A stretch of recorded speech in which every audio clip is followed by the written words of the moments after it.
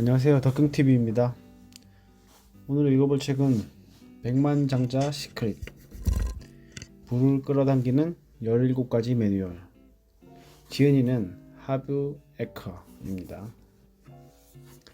지은이 소개를 간단히 하겠습니다.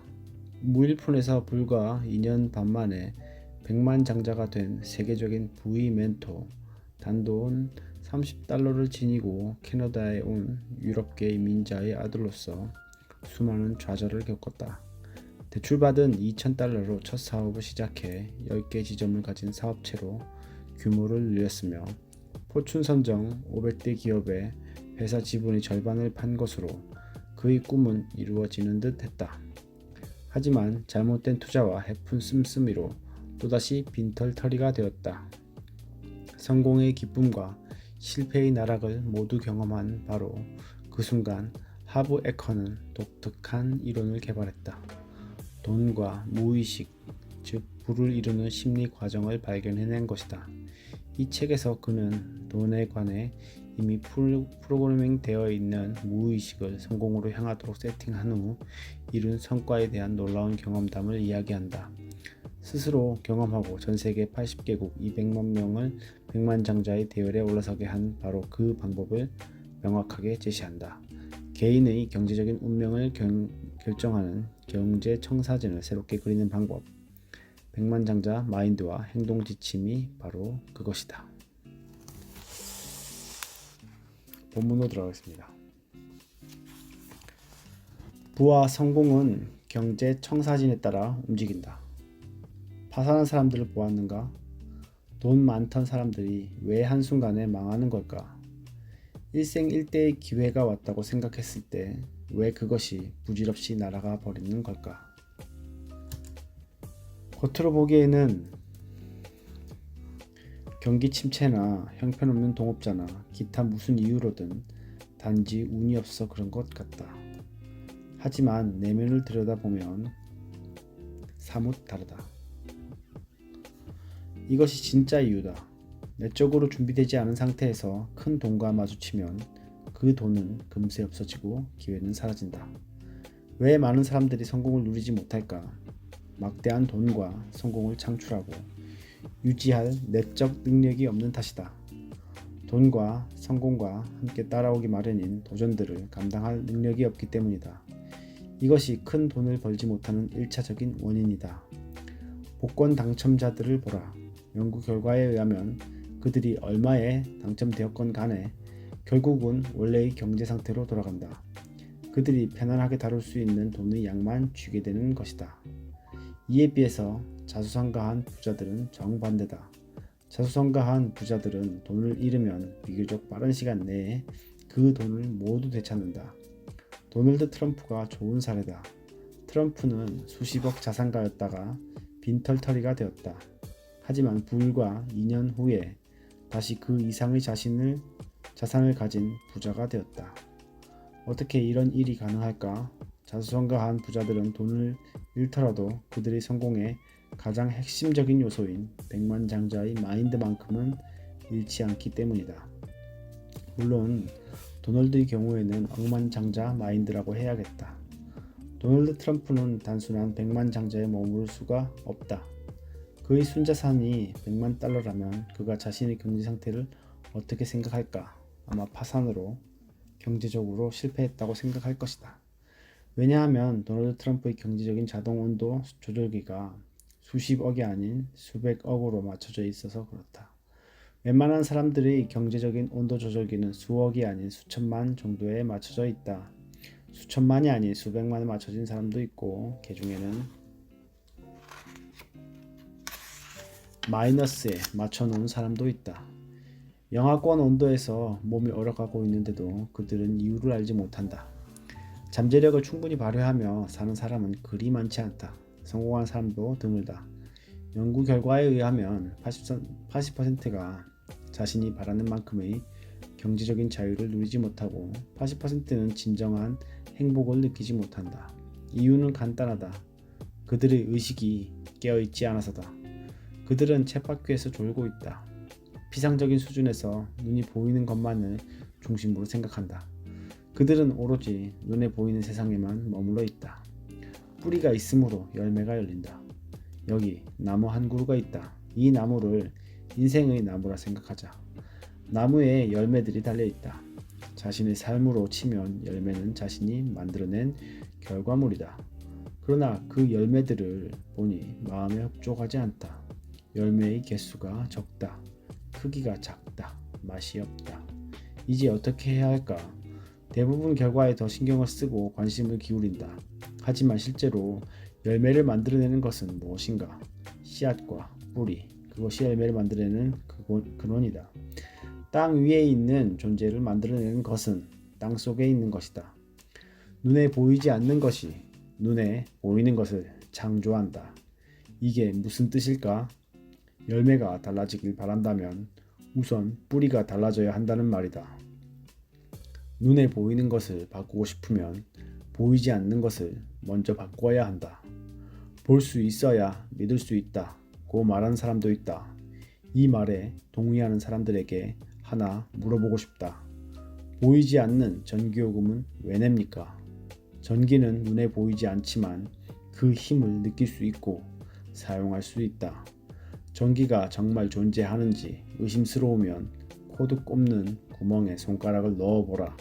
당장 의심이 사라질 것이다. 보이는 것보다 보이지 않는 것의 힘이 훨씬 강력하다. 이 말에 반박하는 사람들은 아마 그만큼 힘든 삶을 살고 있을 것이다. 그들이 자연의 원칙과 반대로 가고 있기 때문이다.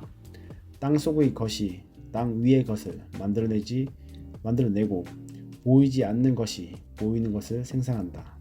이것이 자연의 원칙이다. 인간은 자연을 넘어설 수 없는 자연의 일부분이다. 따라서 자신의 내면 세계를 자연의 원칙과 나란히 두고 갈 때 삶의 흐름이 물의 흐름처럼 매끄러워진다. 그 반대의 경우에는 삶이 고달파진다.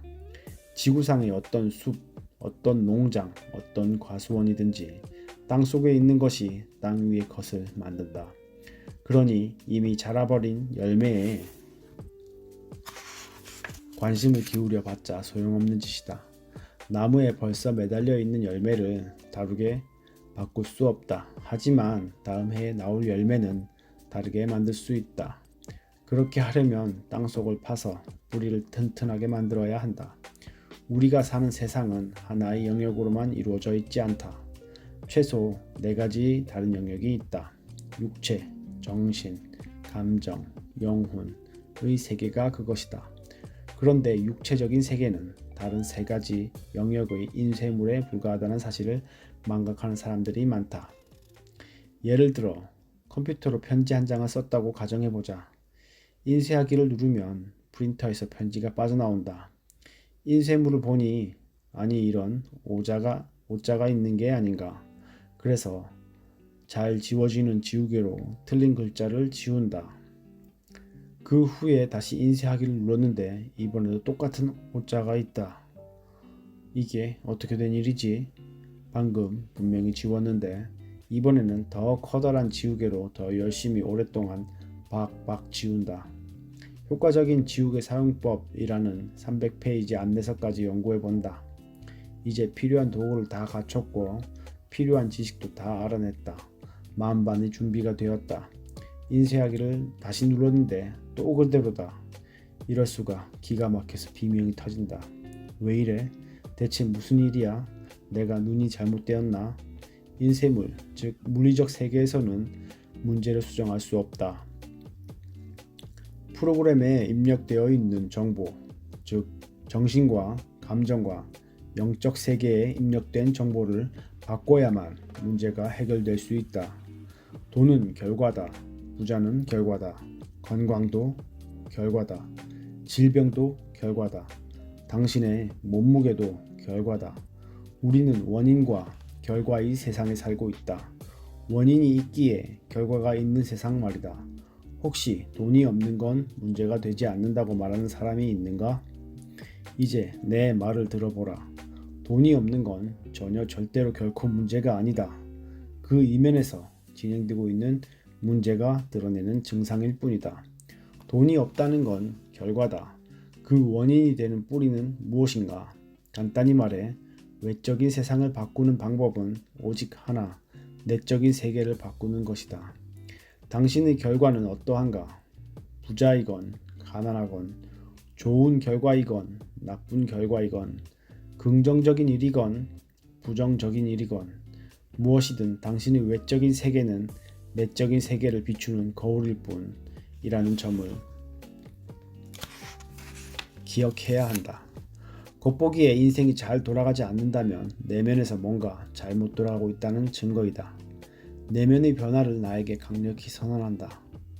우리 세미나에서는 빨리 배울 수 있도록 배운 것을 더 많이 기억할 수 있도록 학습 촉진 기법을 사용한다. 중요한 건 체험이다.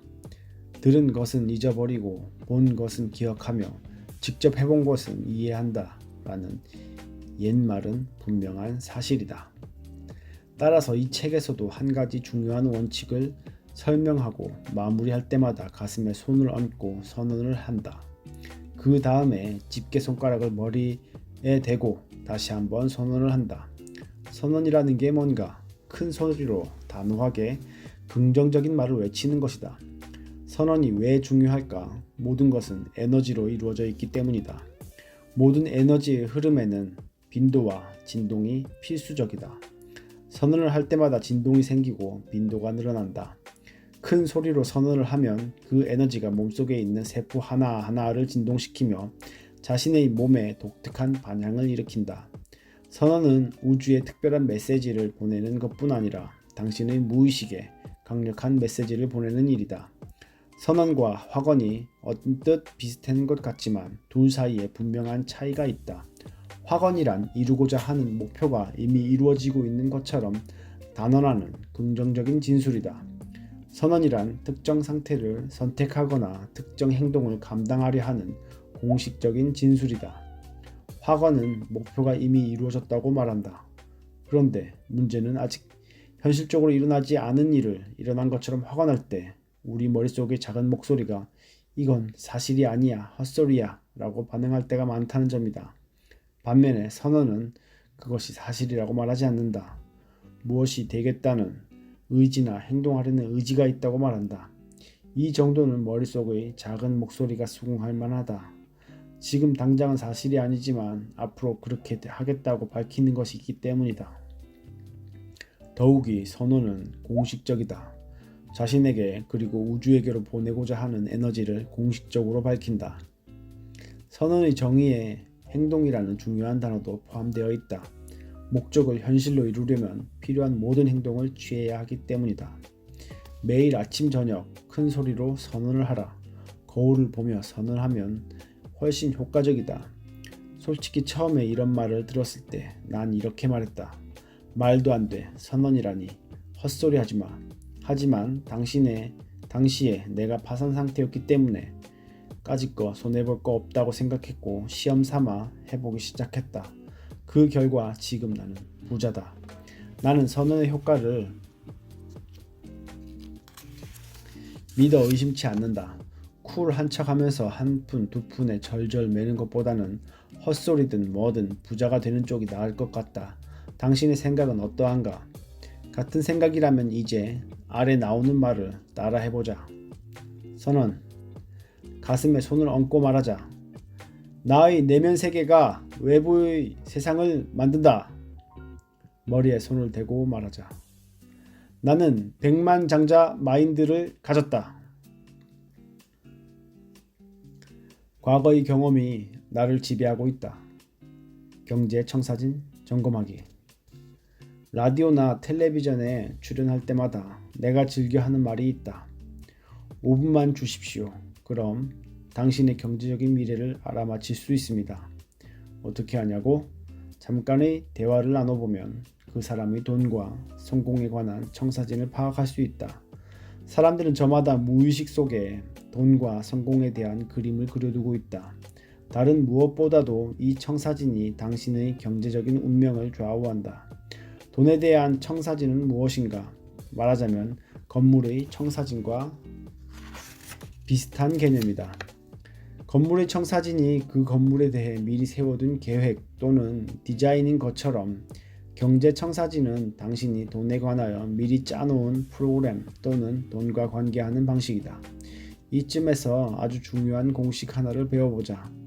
당신의 현실에 그리고 부를 창출하는데 지대한 영향을 미치는 공식이다. 잠재력 개발 분야의 스승들도 이 공식을 토대로 가르치고 있다. 명시 과정이라고 부른다. T, F, A는 R. T, thoughts. F, feelings. A, actions. R, results. 생각이 감정을 낳는다. 감정이 행동을 낳는다. 행동이 결과를 낳는다. 경제청사진에는 돈과 관련된 당신의 생각, 감정, 행동이 모두 혼합되어 있다. 이러한 경제청사진이 어떻게 형성되는가? 답은 간단하다. 과거에, 특히 어렸을 때 당신이 받아들인 정보 혹은 경험이 기초를 이룬다. 1차적으로 이런 정보와 경험의 배경은 부모님, 형제 자매, 친구, 권위를 지닌 인물, 선생님, 종교적인 리더, 언론 매체, 자신이 속해 있는 문화 등이다. 문화를 생각해보자. 돈에 관한 생각이나 돈을 다루는 방식이 각 문화권마다 다르다는 건 알고 있을 것이다. 아이가 엄마 뱃속에서 나올 때부터 돈에 관한 태도를 정해두었을까? 아니면 후천적으로 그것을 배우는 것일까? 그렇다. 아이들은 돈에 관한 사고방식과 행동방식을 모두 나중에 배운다. 여러분도 나도 누구나 다 그렇다. 우리는 돈에 대해 어떻게 생각하고 어떻게 행동해야 하는지 배움에 자랐다. 이렇게 부지불식간에 배운 것들이 프로그래밍 되어 살아가는 내내 자동적으로 나타난다.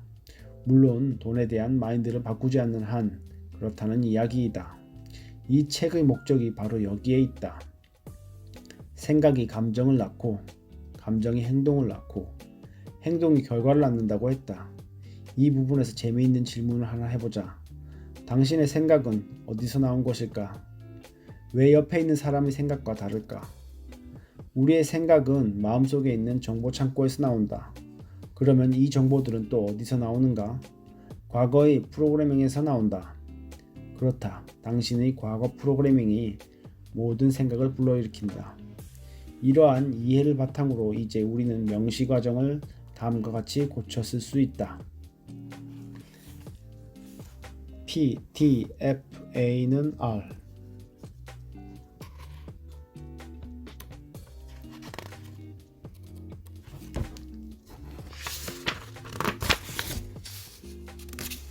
과거의 경험에서 만들어진 프로그래밍이 생각을 낳는다.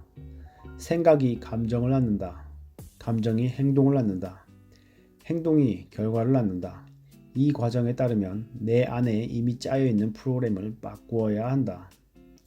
인간은 어떻게 형성되는가? 우리는 돈을 포함한 삶의 모든 영역에서 아래의 세 가지 기본 방식에서 영향을 받고 생각과 행동 방식이 형성된다. 어린 시절 어떤 말을 듣고 자랐는가? 어린 시절 누구를 보고 자랐는가? 어린 시절 어떤 특별한 경험을 했는가? 이 세 가지 측면을 이해하는 게 중요하므로 하나씩 차례로 살펴보기로 하자. 이런 식으로 당신이 가지고 있는 돈에 대한 부에 대한 경제청사진의 원인과 결과를 살펴보고 2부에서는 부와 성공 쪽으로 경제청사진을 새롭게 세팅하는 작업을 할 것이다. 경제청사진을 만든 첫 번째 영향. 어린 시절 어떤 말을 듣고 자랐는가? 이는 자라는 동안 돈에 대해, 부에 대해, 부자에 대해서 어떤 말을 들었는가 하는 부분이다. 당신은 혹시 이런 말을 듣고 자랐는가? 돈은 모든 악의 근원이다. 꾸준 나를 위해 돈을 저축해야 한다. 부자들은 탐욕스럽다. 부자들은 죄인이다. 더러운 부자놈들, 돈을 벌려면 열심히 일해야 한다. 땅을 파보라, 돈이 나오나. 부자는 독실한 신앙인이 아니다. 돈으로 행복을 살 수는 없다. 돈이면 다 돼. 부자는 점점 부자가 되고 가난뱅이는 점점 더 가난해진다. 우리 같은 사람한테는 그런 게 어울리지가 않아. 모든 부자가 될 수는 없어. 아무리 많아도 부족해. 우리는 그럴 여유가 없어. 나는 어렸을 때 아버지에게 용돈을 달라고 할 때마다 이런 빈정거림을 들었다. 내가 뭘로 보이냐? 돈으로 보이냐? 난 농담 삼아 대답했다. 그럼 얼마나 좋겠어요? 팔 하나, 손 하나, 손가락 하나 가져갈 수 있잖아요. 아버지는 내 농담에 단 한 번도 웃지 않았다. 문제는 어렸을 때 돈에 대해 들었던 말들이 모두 당신의 무의식에 남아있다는 점이다. 이런 말들은 의식하지 못하는 사이에 당신의 경제적인 생활을 운영해 나가는 청사진의 일부로 자리를 잡는다. 귀로 듣는 말의 영향력은 대단히 강력하다. 내 아들 제시가 3살쯤이었을 때 나한테 달려와 잔뜩 흥분된 목소리로 말했다. 아빠, 닌자 거북이 보러 가요. 동네 영화관에서 한대요. 나는 이제 겨우 걸음마 정도 하는 아이가 우리 동네 영화관의 프로까지 어떻게 다 알고 있는 건지 도저히 이해가 되지 않았다. 2시간 후 텔레비전 광고를 보다가 해답을 얻었다. 영화 광고 마지막에 이런 말이 나왔다. 지금 여러분의 동네 영화관에서 상영 중입니다. 또 하나 사례를 들어보겠다. 우리 세미나에 스티븐이라는 남자가 참석했는데 그는 돈을 버는 데는 아무 문제가 없었지만 그 돈을 유지하는 데 심각한 문제를 겪고 있었다. 스티븐이 세미나에 참석했을 당시 그의 연봉은 80만 달러가 넘었고 9년 동안 계속해서 그만큼 벌고 있었다. 그런데 웬일인지 그의 수중에는 항상 돈이 남아있지를 않았다. 자신이 쓰거나 빌려주거나 그것도 아니면 투자를 잘못해서 다 날려버렸다. 왜 그런지 모르지만 그의 순 자산은 언제나 정확히 제로 상태였다. 스티븐의 이야기를 들어보니 그는 엄마에게 이런 말을 들으며 자랐다고 한다. 부자들은 욕심쟁이야. 가난한 사람의 뼈골을 빼내서 자기들 배를 채워. 살아갈 만큼만 있으면 돼. 그보다 많으면 더러운 돼지가 되는 거야. 스티븐의 무의식 속에서 벌어지는 일을 짐작할 만했다. 그가 무일푼 상태인 게 하나도 이상하지 않았다. 어머니의 말이 머리에 박혀서 그는 부자들이 욕심쟁이라고 믿게 되었다. 돈과 욕심이 언제나 하나로 묶여 있었고 둘 다 당연히 나쁜 것이었다. 나쁜 사람이 되고 싶지 않았기 때문에 그의 무의식은 부자가 되지 않으려고 발버둥쳤다. 스티븐은 엄마를 사랑했고 엄마가 싫어하는 사람이 되고 싶지 않았다. 그가 부자가 되면 어머니는 자신의 믿음을 근거로 그것을 좋게 받아들이지 않을 것이었다. 그래서 그는 수중에 있는 돈이 일정 수준을 넘어서면 그때마다 돈을 없애버려야 했다. 안 그러면 더러운 돼지 취급을 받을 테니까. 엄마나 다른 사람의 기분을 맞춰주기 위해 근근히 살아가겠나, 부자가 되겠나, 둘 중 하나를 선택하라고 하면 대부분이 부자가 되는 쪽을 택하겠다고 할 것이다. 과연 정말 그럴까? 천만의 말씀이다. 사람의 마음이라는 것은 그렇게 논리적으로 굴러가지 않는다. 부자가 되는 쪽이 논리적인 선택인 듯 하지만 뿌리 깊게 박힌 감정과 논리 사이에서 선택해야 할 때 무의식은 거의 언제나 감정을 선택한다. 하던 이야기로 돌아가자. 세미나를 진행하는 동안 스티븐의 경제 청사진은 극적으로 바뀌었다.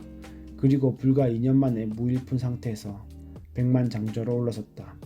스티븐은 자신의 비생산적인 믿음이 어머니 영향이라는 것을 깨닫기 시작했다. 어머니로부터 습득된 정보를 답습한 것일 뿐 자신의 믿음이 아니라는 것을 알게 되었다. 그 후에 우리는 그가 부자가 되더라도 어머니가 싫어하지 않을 수 있는 전략을 짜도록 도와주었다. 그건 아주 간단한 일이었다. 그의 어머니는 하와이를 좋아했다. 그래서 스티븐은 마우이 해변이 바라다 보이는 콘도를 구입해서 어머니가 겨울 내내 그곳에서 지내게 해드렸다. 어머니는 천국에 있는 듯한 기분이었고 아들도 마찬가지였다. 어머니는 이제 부자 아들을 둔 게 흡족했고 사람들에게 아들 자랑을 하기 바빴다. 게다가 아들은 1년 반 이상을 어머니에게 휘둘릴 필요가 없었다. 환상적인 해결책이지 않은가? 내 경우에는 사업이 날로 반창하는 것에 비해서 유독 주식 쪽에서는 별 재미를 보지 못했다. 나의 경제청사진을 인식한 후에 어렸을 때의 기억을 더듬어 보니 아버지가 항상 식탁에서 신문을 펼쳐 들고 주가를 확인하고는 주먹을 쿵 내려치며 빌어먹을 주식이라고 소리쳤던 일이 떠올랐다. 그 다음에 아버지는 주식 거래 시스템이 잘못되어 있다는 둥 라스베거스에 가서 슬롯 머신을 하는 게 차라리 돈 벌 확률이 높겠다는 푸념을 30분가량 늘어놓았다. 귀로 듣는 말의 힘이 얼마나 위력적인지 알고 있는 이상 내가 주식시장에서 재미를 보지 못한 것도 당연하지 않겠는가? 나는 실패할 수밖에 없도록 프로그래밍 되어 있었다. 무의식적으로 돈이 안 되는 주식을 터무니없는 가격에 완전히 부적절한 시기에 살 수밖에 없게끔 조종당하고 있었다. 이유는 아버지로부터 습득된 빌어먹을 주식이라는 이미 형성된 주식에 대한 나의 생각을 현실에서 확인해야 했기 때문이다. 내 안의 경제적인 정원에서 자라나는 이 엄청나게 많은 독초들을 뽑아내고 나서야 나는 풍성한 결실을 거두기 시작했다. 돈에 대한 생각들을 새롭게 세팅한 후부터 내가 고른 주식들이 붐을 타기 시작했고 그 후로 계속 주식시장에서 놀라운 성공을 거두고 있었다. 믿을 수 없는 일이라고 생각하겠지만 경제청사진의 작동 방식을 확실히 알면 저절로 고개가 끄덕여질 것이다. 이미 형성된 당신의 무의식이 당신의 생각을 좌우한다. 생각이 결정을 만들고 결정이 행동을 만들며 행동이 결과를 만든다. 경제청사진을 새롭게 프로그래밍하기 위해서는 4가지 핵심 변화 요소가 필요하다. 그 하나하나가 간단하면서도 강력한 위력을 지닌다. 변화를 유도하는 첫 번째 요소는 인식이다. 경제청사진이 존재한다는 것을 인식하지 못하면 무엇 하나 바꿀 수 없다. 두 번째 요소는 자기 이해이다. 당신의 사고방식이 어디서 생겨났는지 이해할 때 그것이 당신의 밖에서 주입된 것임을 깨달을 수 있다. 세 번째 요소는 변화 선택이다. 이런 사고방식이 진정 자신의 것이 아님을 깨달았다면 그것과 자신을 분리시켜 계속 간직할 것인지 내보낼 것인지 판단할 수 있다. 현재 자신의 모습과 내일 가고자 하는 방향을 근거로 사고방식을 선택할 수 있다는 말이다. 우리 마음속의 사고방식을 분석해보면 그것이 실은 오래전, 아주 오래전에 쟁여놓았던 정보의 집합으로서 지금의 당신에게는 더 이상 가치가 없거나 진실이 아닐 수 있는 것들도 다수 포함되어 있다는 사실을 알게 될 것이다. 네 번째 요소는 새로운 프로그래밍으로의 세팅이다. 2부에서 이 내용으로 부를 창출하는 백만장자 마인드를 다룰 예정이다. 돈과 성공을 위한 힘이 평생 우러나올 수 있는 단계로까지 발견하기 위해 심도 깊은 훈련과 체험 수련으로 재구성된 무의식을 심을 수 있을 것이다. 변화를 끝까지 유지해 나가기 위해서는 지속적인 지원과 잦은 노출이 중요하다. 자, 이제 당신의 경제청사진을 수정하기 위해 거쳐야 할 단계를 정리해보자. 나의 경제청사진을 바꾸는 4단계. 인식. 어렸을 때 돈에 대해, 부에 대해, 부자에 대해서 어떤 말들을 들었는가? 기억나는 대로 다 적어보라. 자기 이해. 이런 말들이 당신의 경제 상태에 어떤 영향을 미쳤다고 생각하는가? 당신의 생각을 적어보라. 변화 선택. 그 생각들은 주입된 것일 뿐 당신의 것이 아니며 지금의 당신 모습과도 어울리지 않는다는 걸 알겠는가? 당신에게는 변화를 선택할 권리가 있다. 선언. 가슴에 손을 얹고 말하자. 돈에 대해 들었던 그 말들은 사실이 아니다. 나의 행복과 성공에 도움이 되는 새로운 사고방식을 선택하겠다. 그리고 머리에 손을 대고 말하자. 나는 백만장자 마인드를 가졌다. 백만장자의 17가지 시크릿 2부. 1부에서 언급한 명시 과정을 다시 한번 짚고 넘어가자. 생각이 감정을 낳고 감정이 행동을 낳고 행동이 결과를 낳는다. 모든 것은 생각에서 비롯된다. 생각은 당신의 마인드가 만들어낸다. 마인드는 우리 생활의 기본이며 강력한 도구다. 우리가 이처럼 기본적이고 강력한 도구를 활용할 줄 모르다니 놀랍지 않은가? 마인드의 작동 방식을 간단히 살펴보는 작업부터 시작하자. 마인드는 커다란 생각 상자라고 할 수 있다. 생각 상자에 이런저런 정보들을 넣을 때는 생존을 위해 쉽게 꺼내 쓸 수 있도록 각각의 파일에 제목을 써서 정리해 놓는다. 잘 들었는가? 번영이 아니라 생존을 위해서라고 말했다. 어떤 상황이 닥치면 당신은 생각 상자에 들어가 어떻게 반응해야 하는가를 결정한다.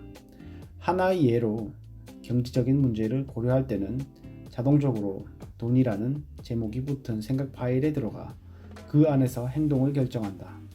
당신이 돈에 대해 생각할 수 있는 것들은 당신의 돈에 대한 생각 파일에 저장되어 있는 내용뿐이다. 그것이 당신이 생각할 수 있는 전부다. 머릿속에 들어있는 내용이 그것뿐이니까. 그 파일 안에서 논리적이다, 합리적이다, 시기적절하다고 믿는 바들을 근거로 결정을 내린다. 당신이 옳다고 생각하는 선택을 한다. 그런데 당신이 옳다고 믿는 선택이 성공적인 선택이 아닐 수도 있다. 당신이 매우 합당하다고 생각하는 그것이 실제로는 계속해서 한심한 결과물을 내놓고 있을 수 있다는 뜻이다. 예를 들어 나의 아내가 쇼핑센터에 갔다고 치자. 이건 내가 충분히 상상할 수 있는 일이다. 그녀의 눈에 초록색 지갑이 들어온다. 25% 세일 중이다. 그녀는 즉시 머릿속 생각 파일들을 뒤져서 이 지갑을 사야 할까? 라는 질문을 던진다. 생각 파일에서 곧바로 대답이 들어온다. 지난주에 산 초록색 구두에 어울리는 초록색 지갑을 찾고 있었잖아. 크기도 딱 알맞아. 사. 계산대로 달려가면서 그녀는 이 예쁜 지갑을 사게 된 게 너무나 기쁘고 25%나 싸게 살 수 있어서 더욱 그렇다. 그녀에게 이 구매는 매우 합당한 것이다. 갖고 싶은 것이었고 필요하다고 믿었고 싸게 샀다. 그런데 시간이 지나자 이런 생각이 떠오른다. 그래, 이건 정말 예쁜 지갑이야. 싸게 산 것도 맞아. 하지만 $3,000 빚이 있으니까 사지 않는 편이 나아. 머릿속 생각 파일에 그런 생각이 들어있지 않았기 때문에 그녀는 그 생각을 미처 하지 못했다. 빚이 있을 때는 더 사들이지 말라는 정보가 그녀의 파일에 들어있지 않았고 그래서 그 생각을 할 수 없었다. 제대로 된 선택이 아니었던 것이다. 무슨 말인지 알겠는가? 경제적인 성공에 어울리지 않는 생각들을 갖고 있으면 그런 선택밖에 할 수 없다. 그게 당연하고 합당한 것이 된다. 하지만 결과적으로 예나 지금이나 무일푼 상태를 면치 못하고 기껏해야 소심인 수준에 머물러 있을 뿐이다. 반대로 경제적인 성공을 지원해주는 생각들을 갖고 있으면 자연스럽게 자동적으로 성공하게 되는 결정을 한다. 더 생각할 필요도 없다. 평상시 사고방식이 성공적인 결과를 낳는다. 도널드 트럼프가 평소에 하던 식으로 생각해서 엄청난 거부가 된 것처럼. 돈에 관한 부자들이 생각하는 것처럼 생각할 수 있다면 근사하지 않겠는가? 당신이 물론이다 라든지 혹은 이와 비슷하게 라도 대답하기를 바란다. 당신도 할 수 있다. 무조건 부자의 생각을 선택하라. 앞에서 말했듯이 변화의 첫 번째 단계는 인식이다. 부자들이 생각하는 식으로 생각하려면 우선 부자들이 어떻게 생각하는지 알아야 한다. 부자들은 가난한 사람이나 중산층과는 아주 다르게 생각한다. 돈에 대해, 부에 대해, 자신에 대해, 타인에 대해, 그리고 삶의 모든 측면에 대해 상당히 다르게 생각한다. 제2부에서는 이 차이점들을 살펴보고 그 대안이 될 수 있는 17가지 백만장자 마인드를 당신의 생각상자에 주입하여 경제 청사진을 재구성하는 작업에 돌입할 것이다. 중산층 또는 가난한 사람들처럼 생각하고 있을 때 얼른 정신을 차려 부자들처럼 생각하는 쪽으로 초점을 바꿀 수 있을 것이다. 명심하자. 당신은 당신의 행복과 성공에 도움이 되는 생각을 선택할 수 있다. 그 반대의 것은 버려라. 먼저 짚고 넘어가야 할 사항이 있다.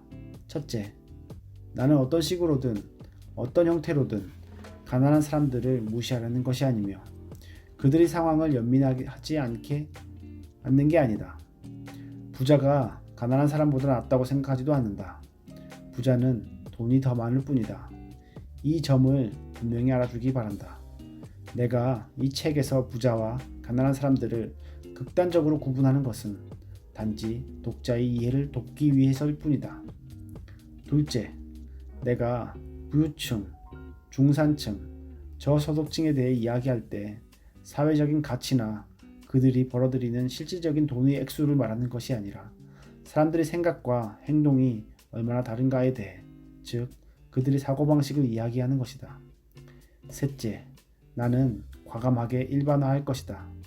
부자와 가난한 사람들이 모두 나의 삶과 부합하는 것은 아니지만 당신이 각각의 원칙을 이해하고 활용하도록 하는 것이 1차적인 목표다. 넷째, 웬만하면 중산층을 특별히 언급하지 않을 것이다. 보통 중산층은 부유층과 저소득층의 사고방식을 혼합해서 가지고 있다. 나의 목표는 자신의 상태를 인식하고 더 많이 부자처럼 생각함으로써 지금보다 더 부자가 될 수 있도록 도와주는 것이다. 다섯째, 여기 제시되는 몇 가지 원칙은 사고방식이라기보다 습관과 행동에 대한 것으로 보일 수 있다. 명심하라. 우리의 행동은 감정에서 나오고 감정은 생각에서 나온다. 부자가 되는 생각이 우선되어야 부자가 되는 행동이 나올 수 있다. 마지막으로 옳아야 한다. 는 속박에 묶이지 않기를 바란다. 이게 무슨 뜻일까? 나는 내 식대로 해야 한다. 는 구속에서 벗어나라는 말이다. 왜냐하면 당신의 방식은 지금 당신을 그곳에 데려다 놓았을 뿐 다른 곳으로 데려다 주지 못했기 때문이다. 지금과 똑같기를 바란다면 계속 당신의 방식대로 해도 좋다. 하지만 아직 부자가 못 되었다면 달리 생각해야 한다. 실제 부자들에게서 나온 방식, 그리고 다른 수천 명을 부자의 길로 올려놓은 방식을 활용하라는 말이다. 싫으면 할 수 없다. 당신이 선택한 일이다. 앞으로 배울 원칙들은 간단하면서도 심오하다. 현실 세계를 살아가는 사람들에게 실질적인 변화를 만들어냈다. 그걸 어떻게 하느냐고? 나의 회사로 해마다 수천 통의 편지와 이메일이 날아든다. 백만장자 마인드로 인해 그들의 삶이 얼마나 달라졌는지 매년 확인하고 있다. 장담하는데 당신이 그것을 배워 활용한다면 당신의 삶도 달라질 것이다. 백만장자 마인드를 각인시키는 실천. 이 책에는 하나의 원칙을 마무리 지을 때마다 소리내서 말할 수 있는 선언과 그것을 당신의 몸에 습관화할 수 있는 동작이 제시되어 있다. 백만장자 마인드를 당신의 것으로 만들 수 있게 해주는 행동 지침도 있다. 하루빨리 이 원칙들을 마인드에 심어 실천으로 옮겨라. 그 지식이 당신의 세포 구석구석에 스며들어가 영원한 변화를 일으킬 것이다. 인간이 습관의 동물이라는 것은 익히 아는 사실이다. 그런데 습관의 종류가 두 가지라는 점은 잘 모르는 것 같다. 그것은 하는 습관과 하지 않는 습관으로 나뉜다. 당신이 지금 하고 있지 않는 것들은 모두 하지 않는 습관이다. 하지 않는 습관을 하는 습관으로 바꾸려면 그 행동을 하는 수밖에 없다. 그저 책을 읽는 것도 좋지만 단순히 읽는 행위와 그 내용을 행동으로 옮기는 행위는 전혀 다른 차원이다. 진심으로 성공하고 싶거든 그것을 증명해 보여라. 행동을 하라.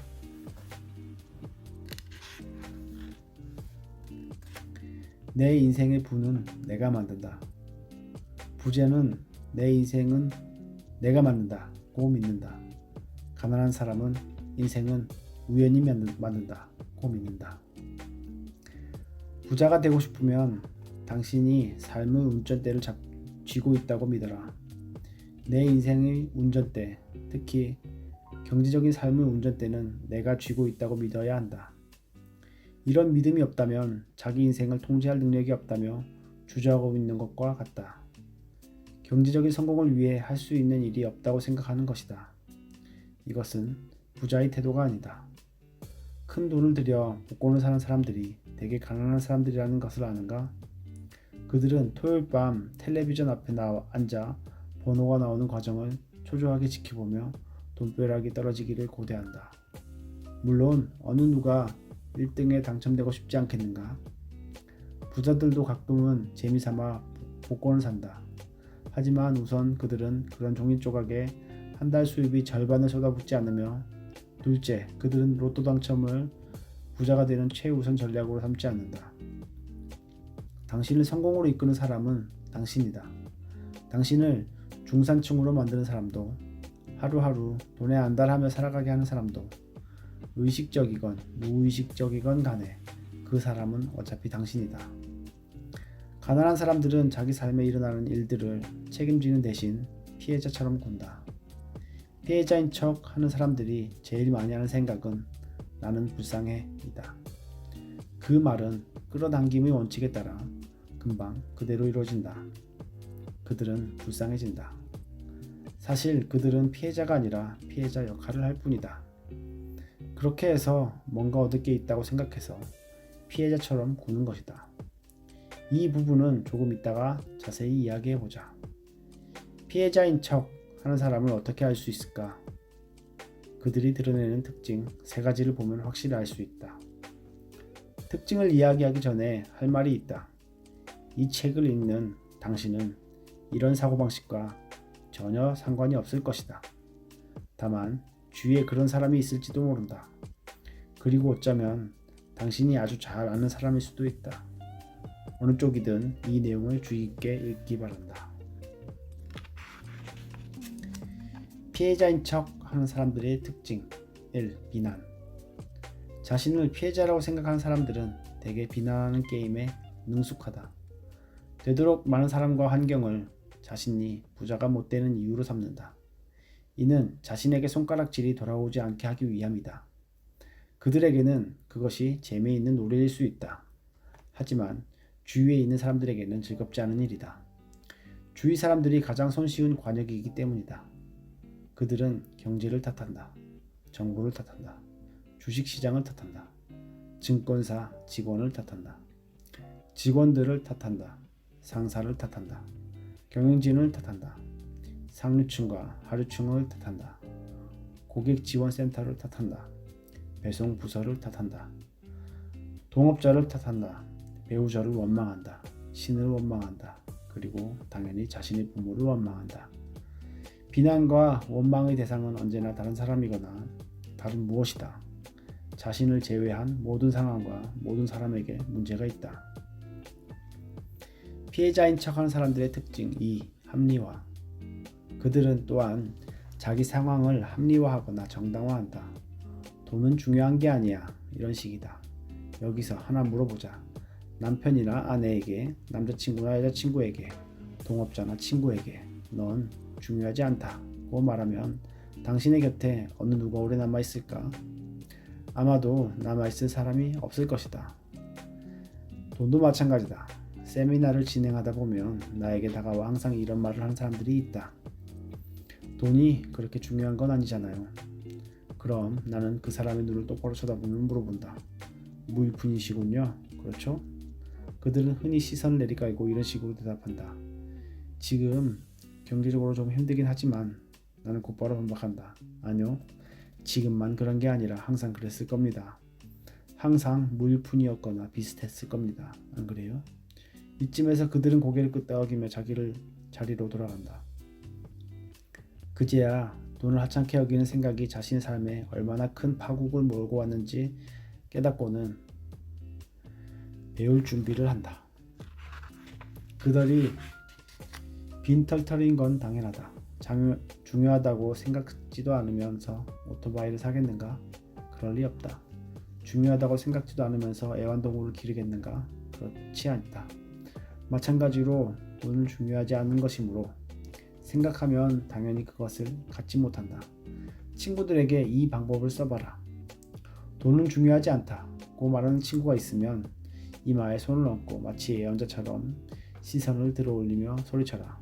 너 땡전 한 푼 없구나. 친구가 기겁을 하며 물을 것이다. 어떻게 알았어? 그럼 손바닥을 내밀면서 말하라. 알고 싶어? 그럼 $50 내라. 노골적으로 이야기하겠다. 돈이 중요하지 않다고 말하는 사람은 돈이 없는 사람이다. 부자들은 돈의 중요성을 알고 있다. 우리 사회에서 돈이 차지하는 자리를 알고 있다. 반면에 가난한 사람들은 무의미한 비교를 일삼으며 자신들의 경제적 무능을 입증한다. 돈보다 사랑이 중요한 거야.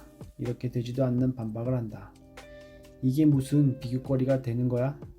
어이가 없다. 팔이 중요하냐 다리가 중요하냐고 묻는 것과 마찬가지 아니겠는가? 당연히 둘 다 중요하다. 잘 들어라. 돈은 그것이 효과를 발휘하는 분야에서는 지극히 중요한 것이 되며 효과를 발휘하지 못하는 분야에서는 전혀 중요한 것이 아니다. 사랑이 세상을 돌아가게 하는 원동력이 될 수는 있지만 병원이나 교회나 집을 지어주지는 못한다. 누구 입에 밥을 넣어줄 수도 없다. 아닌 것 같다고? 사랑으로 가스요금을 내겠다고 제안해보라. 아직도 확실치 않은가? 그럼 은행에 가서 사랑을 저금하겠다고 해보라. 무슨 일이 벌어질까? 직접 시험해볼 필요도 없이 내가 말해주겠다. 은행원은 당신을 이상한 사람으로 취급하며 이렇게 외칠 것이다. 경비원! 부자들은 돈을 하찮게 생각하지 않는다. 내 설득력 부족으로 인해 당신이 아직도 돈을 중요하지 않게 생각한다면 딱 한마디밖에 할 말이 없다. 무일푼이시군요. 앞으로도 당신은 계속 그럴 상태일 것입니다. 당신의 경제청사진에서 아무런 쓸모도 없는 무일푼 생각 파일을 드러내기 전까지는. 피해자인 척 하는 사람들의 특징 3. 불평. 불평, 불만은 당신의 건강과 부자 되는 길에 가하는 최악의 행위이다. 정말 최악이다. 왜냐고? 당신이 집중하는 곳이 커지기 마련이다. 라는 게 우주의 원칙이기 때문이다. 불평할 때 당신은 어디에 집중하는가? 인생의 제대로 된 부분인가? 잘못된 부분인가? 분명히 잘못된 부분에 초점을 맞추고 있을 것이다. 집중하는 곳은 커지기 마련이니까 잘못된 부분이 점점 늘어날 것이다. 자기계발 분야의 지도자들은 끌어당김의 원칙을 이야기한다. 비슷한 걷기리는 잡아당기게 되어 있다. 불평을 한다는 것은 곧 쓰레기를 끌어당기고 있다는 뜻이다. 불평 많은 사람들의 인생은 고달프다. 잘못될 가능성이 있는 일은 뭐든지 잘못되는 것 같다. 내가 불평이 많다고? 내 인생이 얼마나 거지 같은지 보란 말이오. 이렇게 말하는 그들에게 당신이 할 수 있는 대답을 알려주겠다. 아니에요. 당신이 불평만 하니까 인생이 그렇게 꼬이는 거예요. 입 다물고 내 앞에 얼씬도 하지 말아요. 여기에 또 하나의 핵심이 있다. 불평 많은 사람들 근처에는 절대 가지 말아야 한다는 것. 피치 못하게 옆에 있어야 한다면 강철 보호막을 펼쳐두어라. 자칫하면 그들에게 갈 쓰레기가 당신에게 튈 수도 있다. 부정적인 에너지에는 전염성이 있다. 그러니 불평 많은 사람들과는 되도록 멀리 떨어지는 게 상책이다. 그런데 간혹 불평을 귀담아 들어주는 사람들이 있다. 왜 그럴까? 자기 차례가 돌아오길 기다리고 있는 것이다. 겨우 그 정도예요? 이번엔 내 이야기를 들어보세요. 당신의 삶을 확실히 바꿔줄 숙제를 내주겠다. 앞으로 일주일간 절대로 불평하지 마라. 입 밖으로 불평을 내뱉는 것뿐만 아니라 머릿속으로 생각하는 것도 안 된다. 일주일 내내 지켜야 한다. 이유는 처음 며칠은 이전에 달라붙은 쓰레기 잔해가 남아있을 수 있기 때문이다.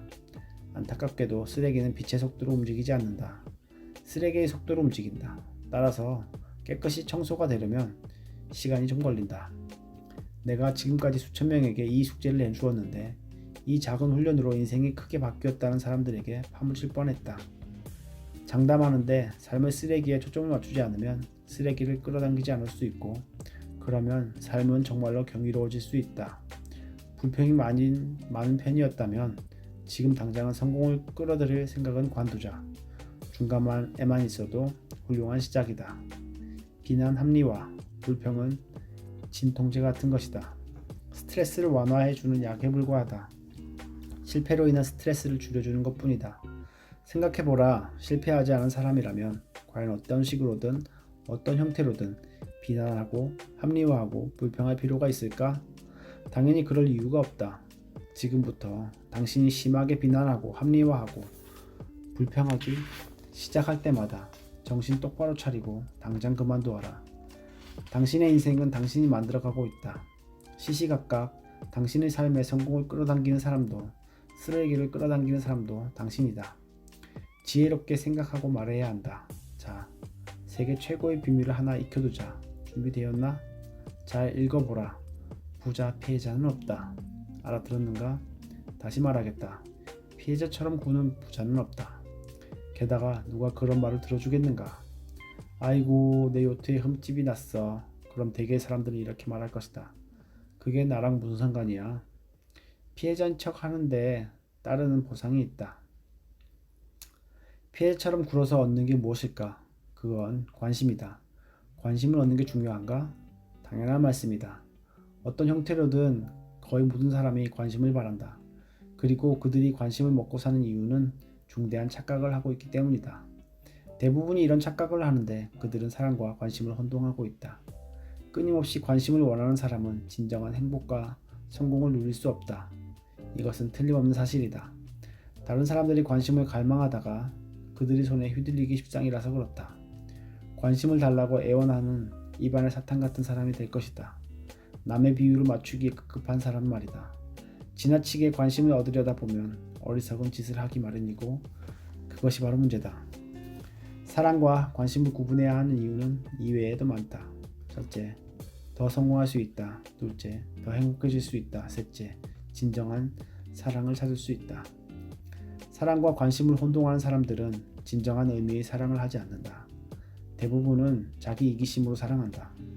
상대가 나에게 해주는 것을 사랑하는 셈이다. 개인적인 필요에 의한 것일 뿐 그런 관계는 둘 다에게 바람직하지 않다. 사랑과 관심을 분리하면 상대방을 있는 그대로 사랑할 수 있다. 자, 피해자처럼 구는 부자는 이 세상에 없다.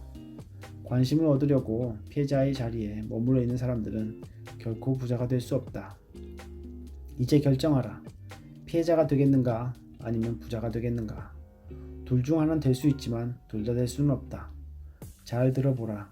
당신이 남을 탓하고 합리화하고 불평할 때마다 어김없이 당신은 자신의 경제적인 목을 자르고 있다. 더 점잖고 부드러운 비유를 해달라고 기대하지 마라. 나는 점잖고 부드러워지는데 관심이 없다. 당신이 자신에게 대체 무슨 짓을 저지르고 있는지 확실히 보여주고 싶을 뿐이다. 나중에 당신이 부자가 되면 그때 좀 더 부드럽고 점잖아질 수 있다. 그럼 되지 않겠나? 당신의 힘을 되찾아라. 지금 당신의 삶에서 벌어지는 모든 일뿐 아니라 일어나지 않는 일 또한 당신 자신이 만들었음을 인정하자. 부유함도 빈곤함도 그 사이에 있는 여타 경제적인 수준도 당신이 만든 것이다. 선언. 가슴에 손을 얹고 말하자. 나의 경제적인 성공은 내가 만든다. 머리에 손을 대고 말하자. 나는 백만장자 마인드를 가졌다. 백만장자 행동지침 1. 내 인생의 부는 내가 만든다. 비난하고 합리화하고 불평하는 자신을 깨달을 때마다 집게 손가락으로 목에 선을 그어라. 경제적인 목을 자르고 있다는 사실을 자신에게 일깨워주는 행동이다. 이 동작이 조금 천박하게 느껴지더라도 비난이나 합리화나 불평으로 자신에게 저지르고 있는 짓보다는 훨씬 덜 천박하다. 이런 행동이 마침내 파멸을 부르는 습관을 떨쳐내게 해줄 것이다. 2. 보고를 하라. 하루를 마무리할 때 잘한 일 하나와 잘못한 일 하나를 적어라. 그 다음에 내가 어떻게 이런 상황을 만들었는가 생각해보라. 다른 사람이 관여된 일이면 그 상황에서 내가 어떤 역할을 했는가 자문해보고 그에 대한 대답을 써라. 이런 연습으로 자신의 인생을 책임질 수 있으며 효과적인 전략과 비효과적인 전략을 파악할 수 있을 것이다.